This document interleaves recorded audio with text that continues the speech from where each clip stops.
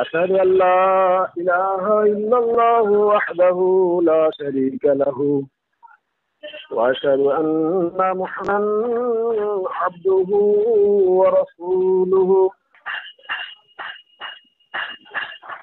শ্রদ্ধেয় শ্রোতা মণ্ডলী, আপনাদের সম্মুখে বেতের নামাজের দোয়া কুনুত নিয়ে আলোকপাত করব। হযরতে হাসান বিন আলী রাদিয়াল্লাহু তাআলা আনহু থেকে বর্ণিত, হযরত রাসূলুল্লাহ সাল্লাল্লাহু তাআলা আলাইহি ওয়াসাল্লাম আমাকে কিছু কলমা অর্থাৎ কিছু বাক্য শিখিয়ে দিয়েছিলেন, যা আমি বেতের নামাজে পাঠ করি। কে বলছেন এটা? হযরতে হাসান বিন আলী রাদিয়াল্লাহু তাআলা আনহু, অর্থাৎ হযরত নবী সাল্লাল্লাহু তাআলা আলাইহি ওয়াসাল্লামের বিখ্যাত সাহাবা আহলে বাইতুত তাহিরিন আলাইহিস সালাতু ওয়াস সালামদের তিনি শীর্ষ নেতা হযরত আলী করিমুল্লাহ ওয়াজহুর পুত্র হযরত হাসান রাদিয়াল্লাহু তাআলা আনহু। তিনি বলছেন, আল্লাহ তাআলা মানে আল্লাহ তাআলার প্রিয় নবী, প্রিয় রাসূল হযরত মুহাম্মদ মুস্তাফা সাল্লাল্লাহু তাআলা আলাইহি ওয়াসাল্লাম বেতের নামাজের মধ্যে কিছু দোয়া, কিছু বাক্য তাকে শিখিয়ে দিয়েছিলেন। তার হযরত হাসান রাদিয়াল্লাহু তাআলা আনহুকে তাকে শেখানো মানে বিশ্বের সমস্ত উম্মত মুহাম্মাদীকে শেখানো হয়। তো তিনি রিওয়ায়াত বর্ণনা করেছেন।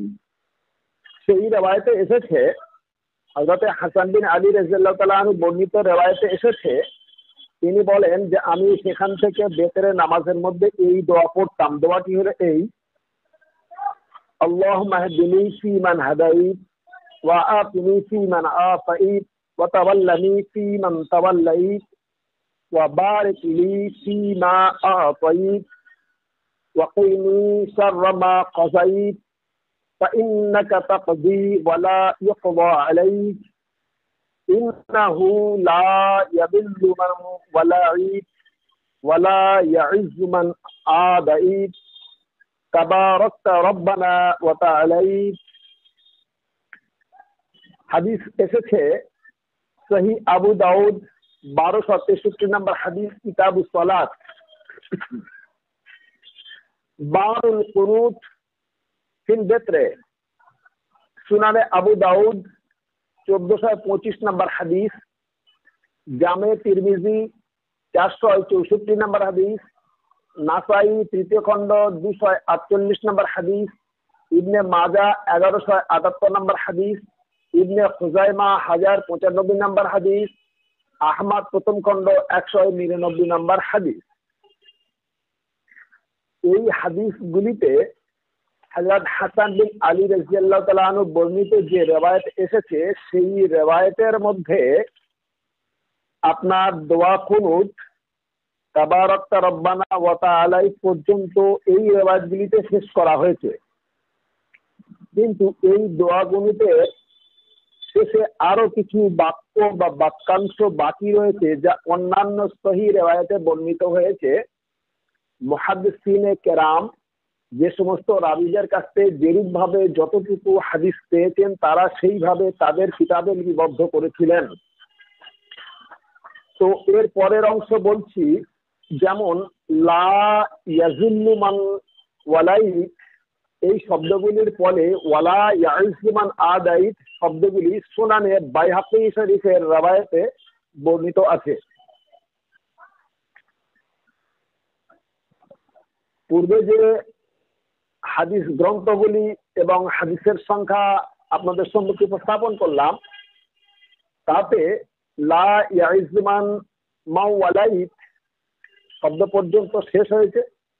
কিন্তু ওই শব্দের পরে কিছু শব্দ বা বাক্য বা বাক্যাংশ অন্যান্য রিওয়ায়াতে এসেছে, যেটা আমি আপনাদের সম্মুখে উপস্থাপন করছি।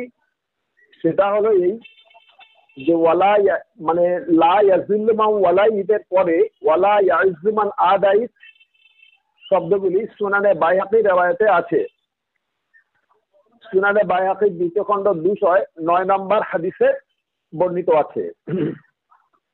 এই বিষয়ের উপরে ব্যাখ্যা দিতে গিয়ে বিখ্যাত মুহাদ্দিস ইমাম শওকানি সাহেব বলেছেন, এই দোয়া কেবল বেতার নামাজে পড়তে হবে। অন্য কোনো নামাজের জন্য নয়, কেবলমাত্র বেতের নামাজের জন্য নির্ধারণ করা হয়েছে। কেননা হযরত নবী সাল্লাল্লাহু তাআলা আলাইহি ওয়াসাল্লাম থেকে এটাই প্রমাণিত যে তিনি সাল্লাল্লাহু তাআলা আলাইহি ওয়াসাল্লাম বেতের নামাজে এই দোয়াগুলি পড়তেন, এই বাক্য বা বাক্যাংশগুলি পড়তেন, অথবা তিনি মানে হযরত হাসান বিন আলী রাদিয়াল্লাহু তাআলা আনহুকে বা অন্যান্য সাহাবীদেরকে শিখিয়েছিলেন। বইটির নাম ওয়াসাইলুল জারার, প্রথম খণ্ড 229 নম্বর ব্যাখ্যায় ইমাম আল্লামা শওকানী সাহেব ব্যাখ্যা দিয়েছেন। হযরত আলী রাদিয়াল্লাহু তাআলা আনহু থেকে আরেকটি রওয়ায়াত বর্ণিত আছে, হযরত নবী সাল্লাল্লাহু তাআলা আলাইহি ওয়াসাল্লাম বেতের নামাজের শেষে এই দোয়া পড়তেন। আরেকটি দোয়া, যে দোয়া পূর্বে বর্ণনা করলাম, ওই দোয়া ছাড়া বেতের নামাজে আরো একটি দোয়া পাওয়া গিয়েছে, যে মানে আগের হাদিস যেমন হাসান বিন আলী রাদিয়াল্লাহু তাআলা আনহু থেকে বর্ণিত হয়েছে এবং এটা হযরত আলী রাদিয়াল্লাহু তাআলা আনহু থেকে ডাইরেক্ট বর্ণিত হয়েছে। তিনি বর্ণনা করছেন যে আল্লাহুম্মা ইন্নী আউযু বিরিযাকা মিন সাখাতিকা ওয়া বিমুআফাতিকা মিন উকুবাতিকা ওয়া আউযু বিকা মিনকা লা উহসি সানাউ আলাইকা আনতা কামা আসমাইতা আলা নাফসিকা। এই রিওয়ায়াতটি বর্ণিত হয়েছে সহিহ আবু দাউদ 1265 নম্বর হাদিস, সুনানে আবু দাউদ 1427 নম্বর হাদিস, জামে তিরমিজি 3566 নম্বর হাদিস, মুসনাদে আহমদ বিন হাম্বল প্রথম খণ্ড 96 নম্বর হাদিস, সুনানে ইবনে মাজা 1179 নম্বর হাদিস, হাকিম প্রথম খণ্ড 306 নম্বর হাদিস, সুনানে বাইহাকি তৃতীয় খণ্ড 42 নম্বর হাদিস। এই সকল হাদিস গ্রন্থে হযরত আলী রাদিয়াল্লাহু তাআলা আনহু বর্ণিত ওই দোয়ার হাদিসটি বর্ণনা করা হয়েছে। হযরত হাসান বিন আলী রাদিয়াল্লাহু তাআলা আনহু বর্ণিত হাদিসে তাবারাকতা রব্বানা ওয়া তাআলাইতা শব্দগুলির পরে ওয়া সাল্লাল্লাহু আলান নবী শব্দগুলি আছে। মানে দোয়া কুনুতের শেষে হযরত হাসান বিন আলী রাদিয়াল্লাহু আনহু বর্ণিত হাদিসে, যে হাদিস আপনাদের সম্মুখে উপস্থাপন করেছি পূর্বে, তাতে তাবারাকতা রব্বানা ওয়া তাআলাইতা শব্দগুলির পরে ওয়া সাল্লাল্লাহু আলান নবী অর্থাৎ নবী সাল্লাল্লাহু তাআলা আলাইহি ওয়াসাল্লামের উপরে দরুদ, এই শব্দগুলি আছে। এই শব্দ বা এই বাক্য বা বাক্যাংশগুলিকে নিয়ে মুহাদ্দিসিনে কেরামদের মধ্যে কিন্তু ইখতিলাফ আছে, মতভেদ রয়েছে। কিছু কিছু মুহাদ্দিসিন কেরাম বলেছেন যে পরের বাক্যগুলি বা বাক্যাংশগুলি সমস্ত রেওয়ায়েতে বর্ণিত হয়েছে, ওই রেওয়ায়েতগুলি যঈফ। আবার কিছু কিছু মুহাদ্দিসিনে কেরাম বা আসমা ও রিজাল শাস্ত্রের মনীষীগণ তারা বলেছেন যে ওই সকল বাক্যাংশগুলি হাসান অথবা সহিহ সনদে বর্ণিত হয়েছে। দুই ধরনের মতভেদ রয়েছে, যেটা আপনাদের সম্মুখে আমি ক্লিয়ার বর্ণনা করছি। তবে যারা যারা বলেছেন সহিহ সূত্রে এবং সুন্দরভাবে বর্ণনা দিয়েছেন, যেগুলো যে দোয়াগুলি আমি আপনাদের সম্মুখে পাঠ করলাম বা বাক্য বাক্যাংশগুলি পাঠ করলাম, সেগুলো পড়তে হবে, এটা আমার বা আমাদের অভিমত।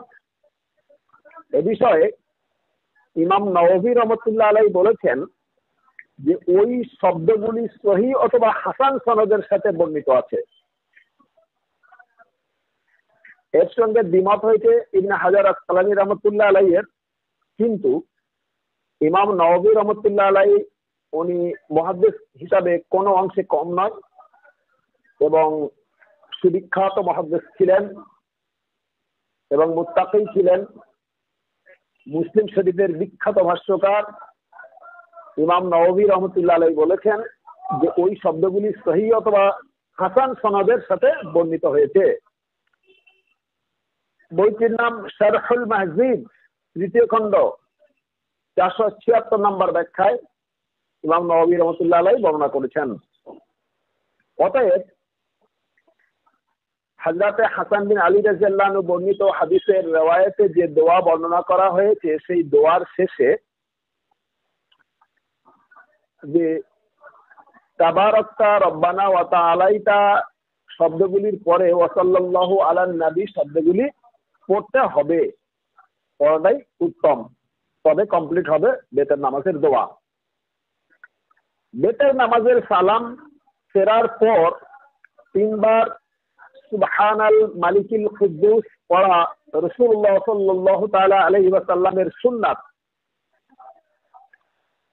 যখন বেতের নামাজকে সালামের সাথে শেষ করা হয় ওই সময় অন্যান্য নামাজে সালামের সাথে শেষ করার পরে আল্লাহু আকবার বলে আরো অন্যান্য অনেকগুলি দোয়া আছে যেগুলি পাঠ করা হয়, কিন্তু খাস করে বেতের নামাজের সালামের সাথে বেতের নামাজ শেষ করার পরে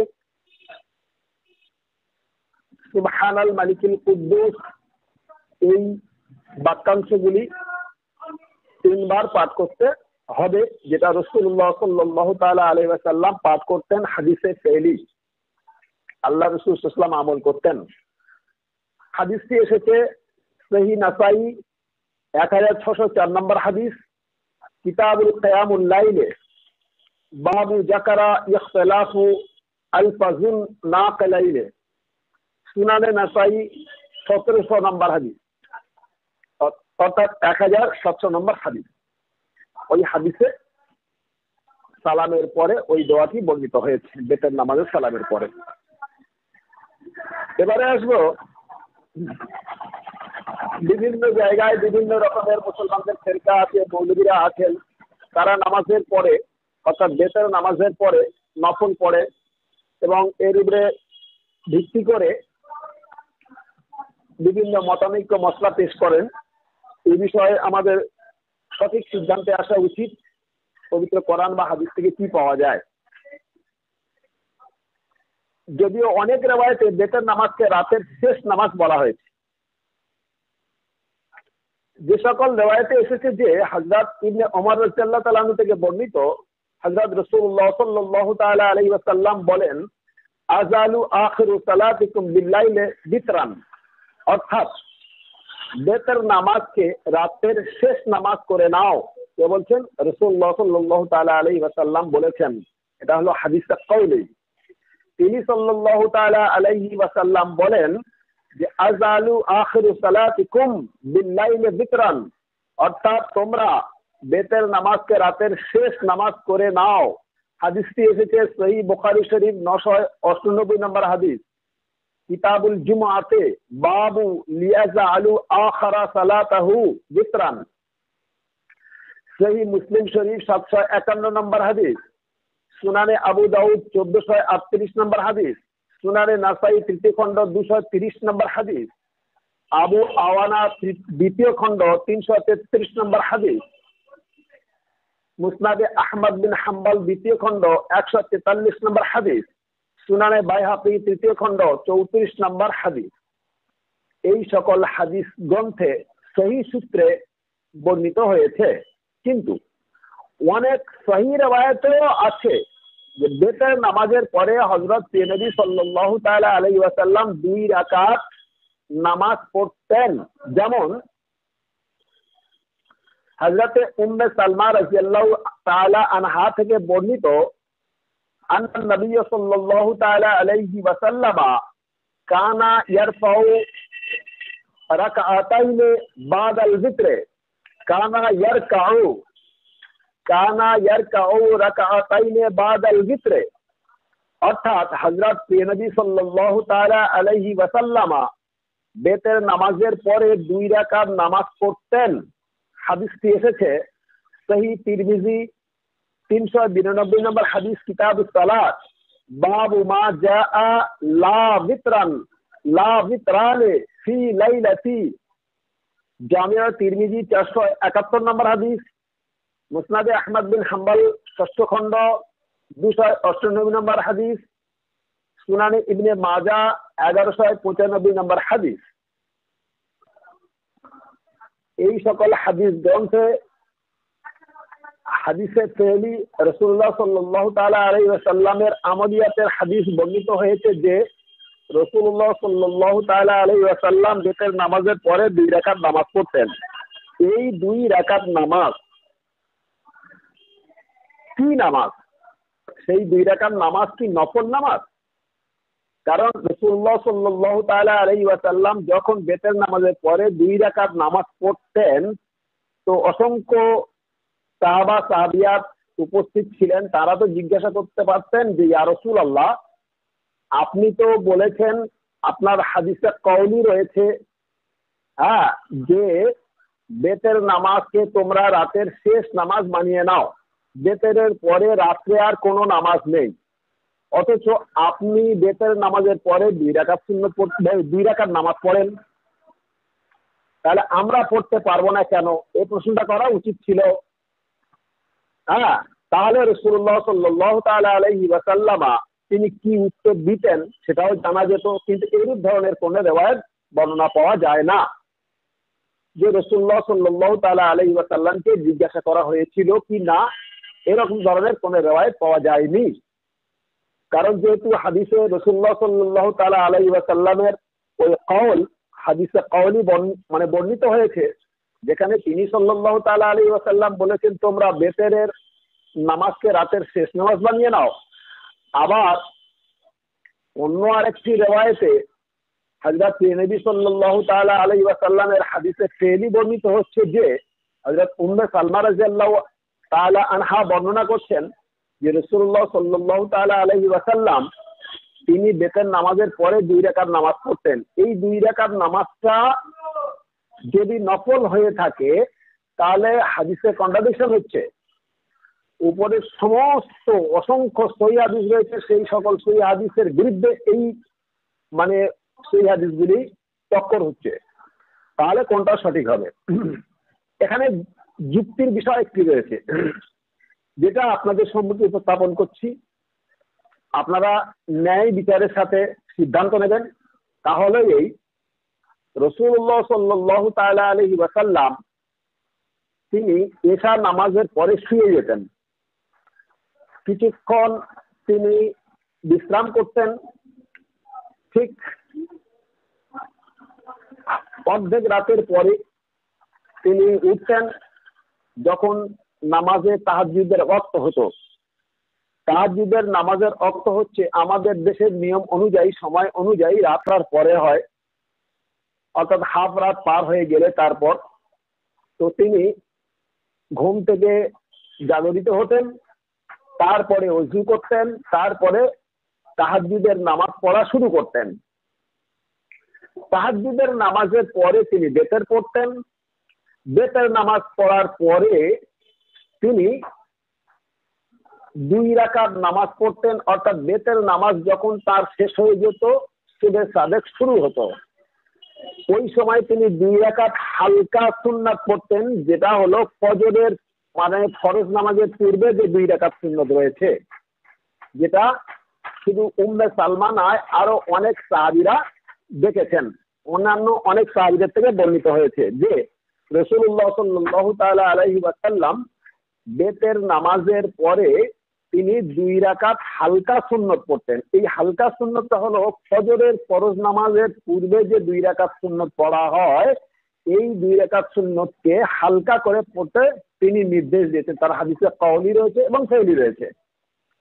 সুতরাং হযরত উম্মে সালমা রাদিয়াল্লাহু আনহা বর্ণিত হাদিসটিও সঠিক এবং সেই সূত্রে বর্ণিত হয়েছে। হ্যাঁ, এবং পূর্বে যা আমি বর্ণনা করেছি সেগুলো সত্য, সঠিক এবং সেই সূত্রে বর্ণিত হয়েছে। সুতরাং হাদিসের আর কন্ট্রাডিকশন মানে হয় না, মতানৈক্য হয় না।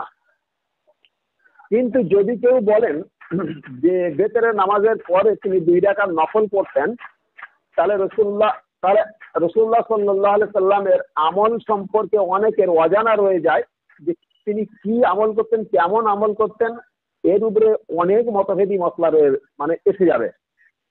পবিত্র কোরআন বলছে 17 নম্বর সূরা বনী ইসরাঈলে আল্লাহ তাআলা বলেছেন যে ফাতাহাজ্জাদ বিহি নাফিলাতাল লাক, হে নবী আমি তোমার প্রতি তাহাজ্জুদের নামাজকে নফল করে দিয়েছি। তো যেহেতু উম্মে সালমা রাদিয়াল্লাহু তাআলা আনহা থেকে বর্ণিত যে রাসূলুল্লাহ সাল্লাল্লাহু আলাইহি ওয়াসাল্লাম বেতের নামাজের পরে 2 রাকাত নামাজ পড়তেন, অনেকেই বলেছেন 2 রাকাত নফল নামাজ পড়তেন। তাহলে রাসূলুল্লাহ সাল্লাল্লাহু আলাইহি ওয়াসাল্লামের নফল নামাজ কখন ছিল? সেটা হচ্ছে তাহাজ্জুদের নামাজ, যেটা আপনার মানে রাতের অর্ধেকের পরে পড়া হয়।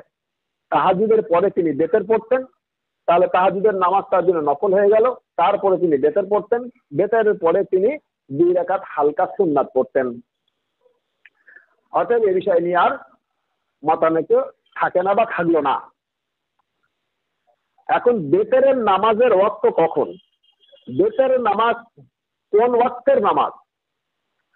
অধিকাংশ মুসলমানরা জানে বেতের নামাজ এশা নামাজের মানে সঙ্গে তারা ধরে নিয়েছে। আদৌ কিন্তু এটা ঠিক নয়, সম্পূর্ণটা ভুল। 1500 বছরের ইসলাম অধিকাংশ মুসলমানরা জানলো না যে বেতের নামাজের ওয়াক্ত কখন, কোন ওয়াক্তের নামাজ বেতের নামাজটা, কোন নামাজগুলির সঙ্গে বেতের সম্পর্ক, এটা জানে না। সব থেকে আফসোস লাগে এটাই যে আমরা মুসলমানরা সামান্য কথায় আমরা একে অপরের বিরুদ্ধে বিরুদ্ধাচারণ করি এবং ফতোয়াবাজি করি, অথচ ইসলামের সঠিক আমল সম্পর্কে, নামাজ সম্পর্কে আমাদের সঠিক জানা নেই।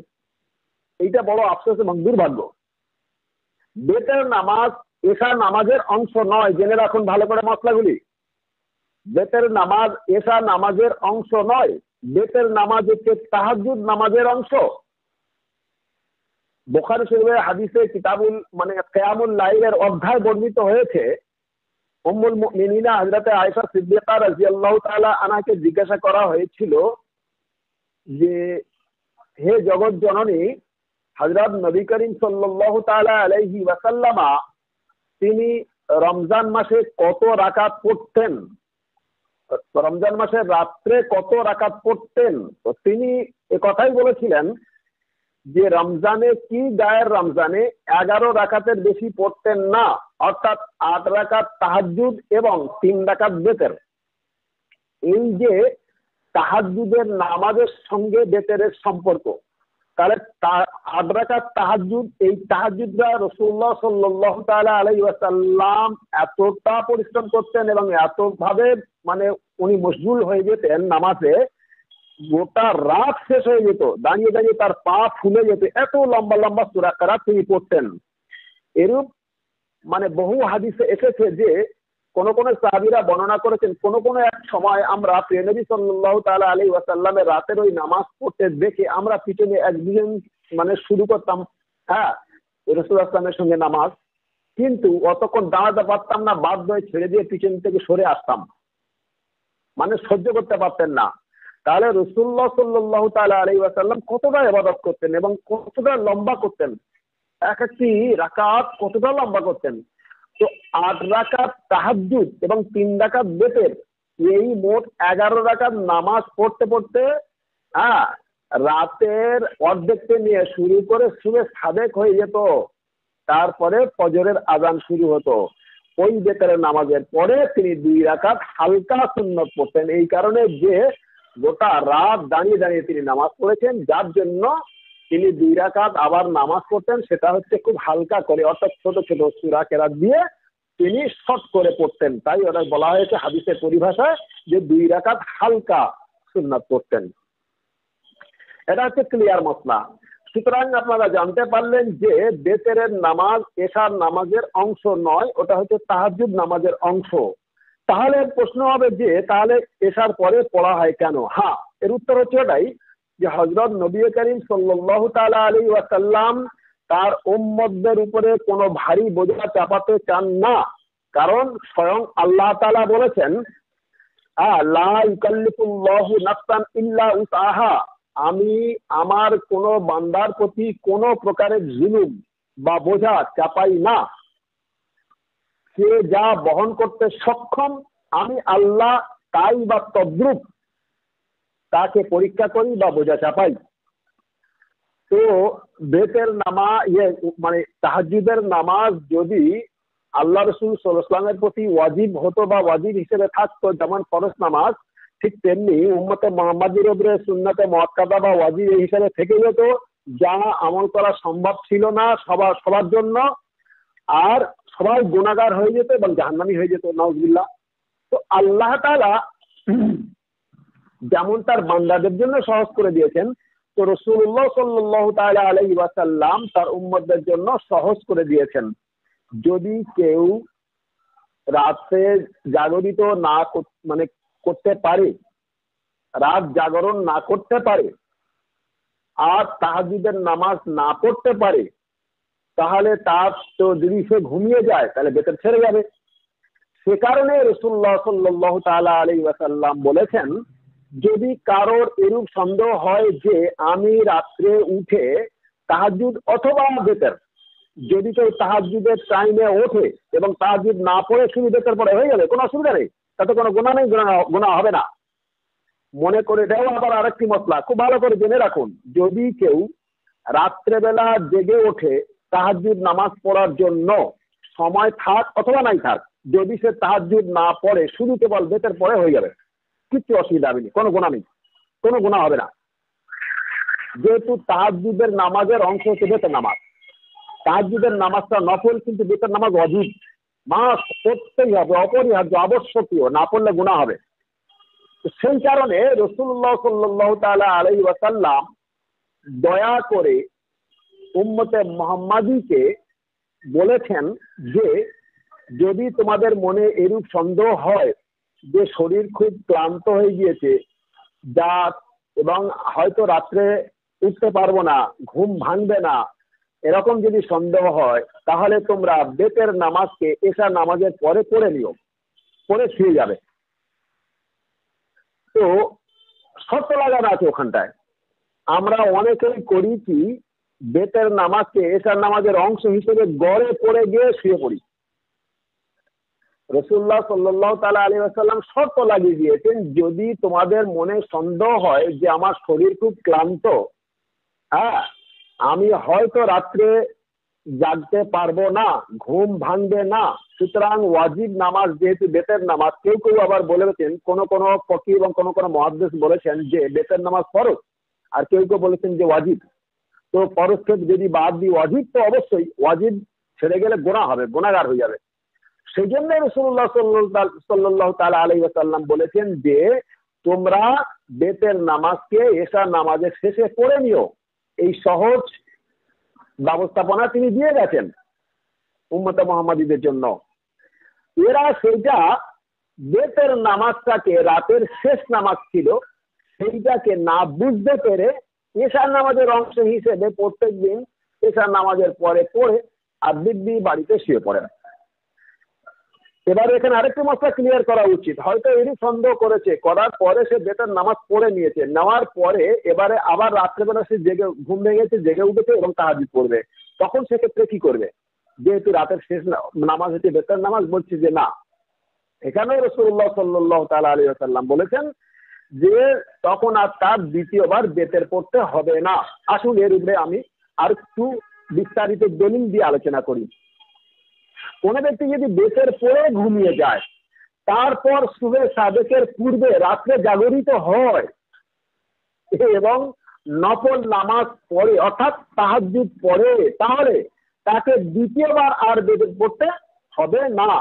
কারণ হযরত তালাকা বিন আলী রাদিয়াল্লাহু তাআলা আনহু থেকে বর্ণিত, হযরত নবী সাল্লাল্লাহু তাআলা আলাইহি ওয়াসাল্লাম বলেন, লা বিতরানে ফি লাইলাতিন, অর্থাৎ এক রাত্রে দুইবার বেতের চলে না। রাসূলুল্লাহ সাল্লাল্লাহু আলাইহি ওয়াসাল্লাম এটা নিষেধ করে দিয়েছেন, বেতের একবার পড়া হয়ে গেলে দ্বিতীয়বার বেতের পড়া যাবে না। যেমন আরেকটা জিনিস ভালো করে খেয়াল রাখবেন, অনেকেই আপনারা মশলাটা ভালো করে শুনুন। যেমন দেখুন যে মনে করুন আপনি কোনো ওয়াক্তের ফরজ নামাজের, মানে ধরুন আসর হোক কিংবা মাগরিব হোক কিংবা এশা হোক কিংবা জোহর হোক, যে কোনো একটি ওয়াক্তের ফরজ নামাজ বা জামাত হোক বা একা একা পড়ে নিয়েছেন, পরবর্তীতে দেখলেন কোথাও বড় জামাত হচ্ছে, আপনি সেখানে গিয়ে আবার সেই ওয়াক্তের সেই নামাজ, সেই ফরজ নামাজ ওই ইমামের পিছনে বড় জামাতের সঙ্গে পড়তে পারেন। তাহলে পূর্বে আপনি যেহেতু ওই পড়েছিলেন ছোট জামাতের সাথে অথবা একা একা, আপনার ফরজ আদায় হয়ে গেছে, কিন্তু আবার ওই নামাজ যেহেতু বড় জামাতে ইমামের পিছনে পড়েছেন, আপনার ফরজের সমকক্ষ সোয়াব হবে, কিন্তু আপনার জন্য নামাজটা হবে নফল, কিন্তু সোয়াব হবে ফরজের সমকক্ষ। কারণ ওই জামাতে যারা অংশগ্রহণ করেছে তারা যতটুকু সোয়াব পাবে আপনার তার থেকে কিছু অংশ কম করা হবে না, এটা হচ্ছে মশলা। কিন্তু যদি কেউ বেতের নামাজ পড়ে নেয়, আবার পরে দেখছেন যে কোথাও বেতের নামাজের বাজামাত বেতের নামাজ হচ্ছে, কিংবা কেউ বেতের নামাজ পড়ছে, আপনি তার সঙ্গে গিয়ে বাজামাত বেতের নামাজ আর দ্বিতীয়বার পড়তে পারবেন না, এখানে নিষেধ করা আছে হাদিসে। এটাই হচ্ছে মশলা। হাদিসগুলো ভালোভাবে জেনে রাখুন। তাই রাসূলুল্লাহ সাল্লাল্লাহু তাআলা আলাইহি ওয়াসাল্লাম বলেন, অর্থাৎ হযরত তালাকা বিন আলী রাদিয়াল্লাহু তাআলা আনহু থেকে বর্ণিত, হযরত প্রিয় নবী সাল্লাল্লাহু তাআলা আলাইহি ওয়াসাল্লাম বলেন, লা বিতরানে ফি লাইলাতিন, অর্থাৎ এক রাতে দুইবার বেতের চলে না।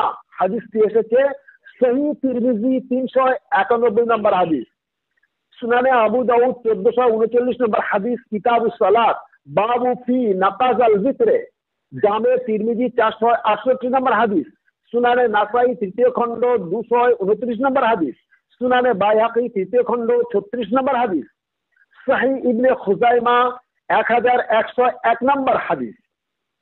ক্লিয়ার হয়ে গেল মশলা, এবং তার সপক্ষে দলিলও পেশ করলাম।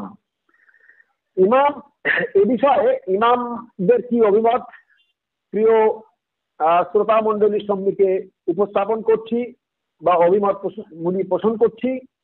ইমাম আহমদ বিন হাম্বল রহমতুল্লাহ আলাই, ইমাম শাফি রহমতুল্লাহ আলাই, ইমাম মালিক রহমতুল্লাহ আলাই, ইমাম সুফিয়ান সৌরি রহমতুল্লাহ আলাই, ইমাম ইবনে মুবারক রহমতুল্লাহ আলাই, ইমাম ইবনে হাজম রহমতুল্লাহ আলাই প্রমুখগণ বর্ণিত হাদিসের সপক্ষে ফয়সলা দিয়েছেন। অর্থাৎ বেতের নামাজ একবার পড়া হয়ে গেলে দ্বিতীয়বার আর পড়া যাবে না, নিষেধ করে দিয়েছেন। এই সকল ইমামগণ তারা এই মসলা পেশ করেছেন। তাদের ফতোয়ার কিতাবগুলির নাম বলছি, দেখুন। তোহফাতুল আহওয়াজি ফি শারহ তিরমিজি দ্বিতীয় খণ্ড 588 নম্বর ব্যাখ্যায় বর্ণনা করা হয়েছে। নাইলুল আওতার দ্বিতীয় খণ্ড 259 নম্বর ব্যাখ্যায় মসলা পেশ করা হয়েছে। আল মুহাল্লা বিন আসার দ্বিতীয় খণ্ড 91 নম্বর ব্যাখ্যা এই মসলা পেশ করা হয়েছে। অতএব সমস্ত বিষয়ে বিস্তারিতভাবে আপনাদের সম্মুখে দলিল এবং যুক্তি দিয়ে বেতন নামাজের বিভিন্ন সংক্রান্ত বিষয় উপস্থাপন করলাম। এর উপরে ভিত্তি করে আপনারা বা আমরা কি আমল করব সেটা আপনাদের বিষয়। তো আল্লাহ তাআলা আমাদের প্রত্যেকে তৌফিক দান করুন, আমরা যেন পবিত্র কোরআন ও সুন্নাত নববীর সহি এবং সঠিক সূত্রে হাদিসগুলি বা সুন্নাতগুলি মেনে আমল করতে পারি। আমিন। ওয়া আখিরু দাওয়ানা আনিল হামদুলিল্লাহি রাব্বিল আলামিন।